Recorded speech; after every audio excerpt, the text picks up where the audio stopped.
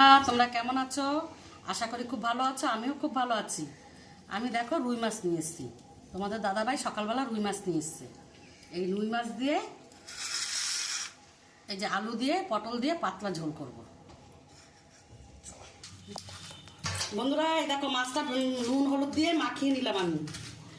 এখন আমি একটা তেল দিয়েছি, দিয়ে এই যে ঢাকা দিয়ে দিলাম।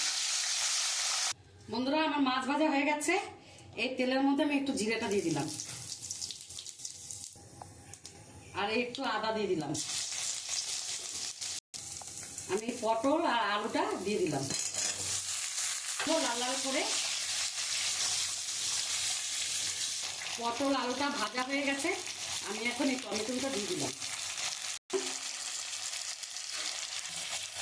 হলুদ দিয়ে দিলাম,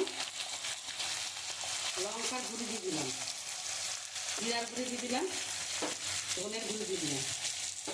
ভালো করে নাড়াচাড়া করে নেব।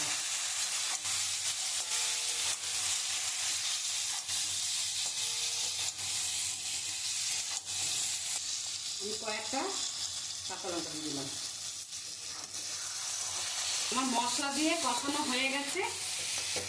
এবার আমি পরিমাণ মতন জল দিয়ে দেবো। জলটা দিয়ে দিলাম, দিয়ে নাড়াচাড়া করলাম। এবার জলটা ফুটে গেলে মাছটা দিয়ে দেবো। যেহেতু আমি পাতলা ঝোল করছি, একটু ঝোলই রাখবো। আমার আলু আর পটল হয়ে গেছে। আমি এবার মাছটা দিয়ে দেবো।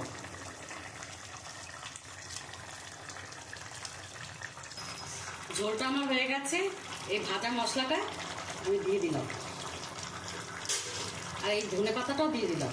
এবার আমি নামিয়ে দেবো।